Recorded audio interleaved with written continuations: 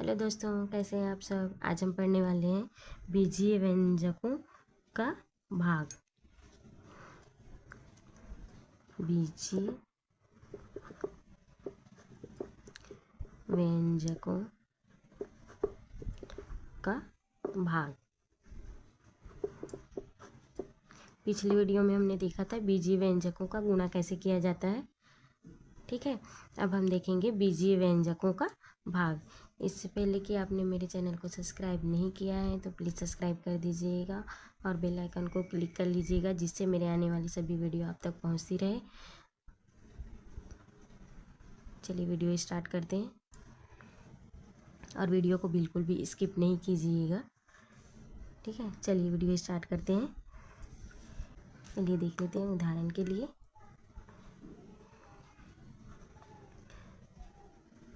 हमने देखा है 6 गुना 8, तो 6 गुना 8 करने पर 48 होता है। ठीक है, ये क्या था? बीजीय व्यंजकों का गुणा था। क्या था? गुणा था। अब हमें क्या देखना है? भाग देखना है। ठीक है, तो भाग कैसे करेंगे, इसी को मान लेते हैं 48 है। 6 गुना 8 बराबर 48 है। इसी में क्या करेंगे? 6 बराबर 48 भागित 8। 48 को 8 से भाग देंगे तो 6 आएगा। तो यही क्या है? बीजीय व्यंजकों का भाग है। इसी ट्रिक से हम लोग क्या करेंगे? बीजीय व्यंजकों का भाग निकालेंगे। चलिए उदाहरण देख लेते हैं। 18x का वर्ग y भागित 6xy। ठीक है, चलिए इसे भाग के रूप में लिख लेते हैं। 18x का वर्ग y बटे 6xy। ठीक है, इसको हम ऐसे लिख सकते हैं 18 बटे 6। क्या करेंगे? पूर्णांक को अलग लिख लेंगे और ये 4 अंक है तो 4 अंक को अलग लिख लेंगे। ठीक है, तो x है तो x के बटे में x कर लेते हैं। इससे हमें इसको सॉल्व करने में आसानी होगी। x का वर्ग बटे x गुना y बटे y हो गया 18x का वर्ग y 6xy। ठीक है, अब क्या करेंगे? 6 का पहाड़ा 3 बार पढ़ेंगे तो क्या होगा? 18 आएगा। तो इसको कटा दिए। 6 दूनी 12, 6 दिए 18, 3 बार में कट गया 18। यहाँ x है और यहाँ x का घात 2 है। ठीक है, तो x का घात 2 है तो इसमें एक x यहाँ से और एक x यहाँ से कट जाएगा। y और y आपस में कट जाएगा तो बचा क्या? x। क्या बचा? x। और यहाँ 3, तो टोटल कितना बचा? 3x। 3x, ये क्या है? इसका आंसर है। तो 18x का वर्ग y भागित 6xy करेंगे, मतलब 18x का वर्ग y में 6xy को भाग देंगे तो कितना आएगा? 3x आएगा। ठीक है, चलिए आगे देख लेते हैं।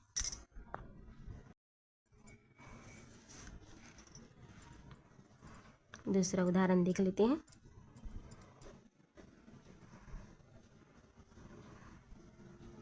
ये क्या था? धनात्मक में था। अब देख लेते हैं ऋणात्मक वाली। ऋण 25 a³ b² c भागित ऋण 5ab² c। ठीक है, चलिए इसको सॉल्व करते हैं। सॉल्व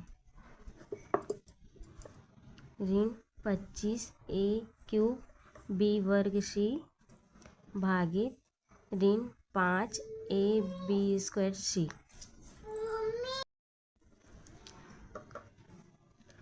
चलिए करते हैं।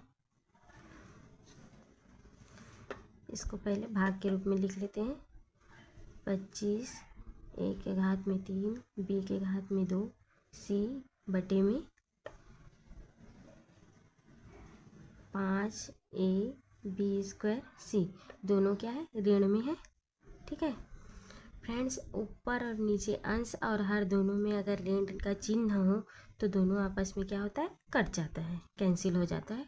ठीक है, अब बचा क्या, 25 ए के घात में 3, बी के घात में 2, सी बटे में 5, ए के घात ए बी के घात में 2 और सी।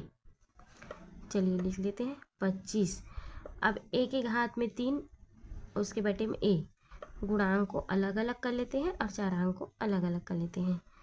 25 के बटे में 5 गुना ए के घात में 3 बटे में ए कितने बार है, हर में एक बार है, गुना बी के घात में 2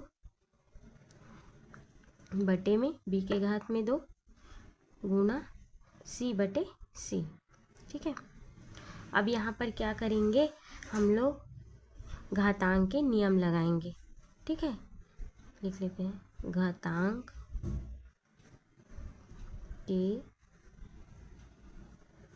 नियम से। ठीक है, क्या है घातांक का नियम,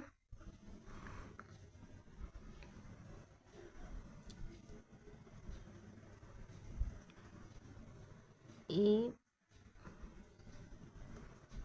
के घात में 2 बटे में ए के घात में 3 बराबर क्या होगा, ए के घात में 2 ऋण 3।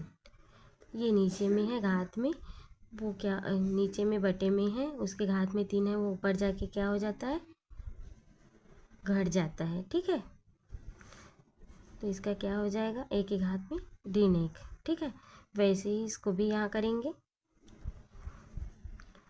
25। अच्छा सुनिए, यहीं पर कटा लेते हैं इसको। 25 है और नीचे में भाग में क्या है, 5 है, तो 5 का पहाड़ा 5 बार पढ़ेंगे तो क्या आ जाएगा, 25 आ जाएगा। तो कितना बचा, 5, ए के घात में 3 है बटे में ए है, तो क्या हो जाएगा इसका, ए की घात में 3, ये ऊपर जाकर क्या हो जाएगा, माइनस हो जाएगा, 3 ऋण 1। ठीक है, गुना बी के घात में 2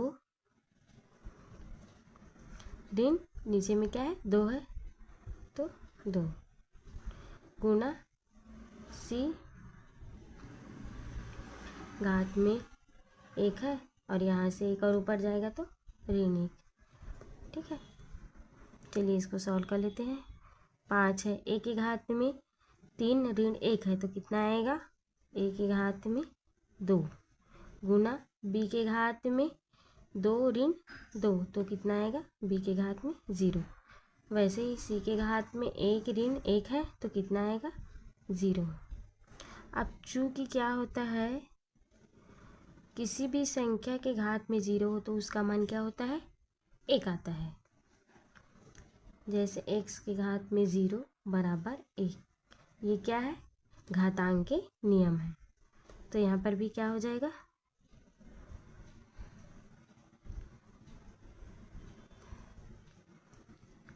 पाँच ए स्क्वायर गुना 1 गुना 1, टोटल क्या आ जाएगा, 5 ए के स्क्वायर।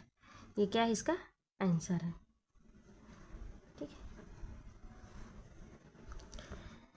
Thank you friends. हमारा आज का वीडियो आपको कैसा लगा प्लीज़ कमेंट करके ज़रूर बताइएगा और लाइक एंड सब्सक्राइब ज़रूर कीजिएगा please. Thank you friends, thanks for watching.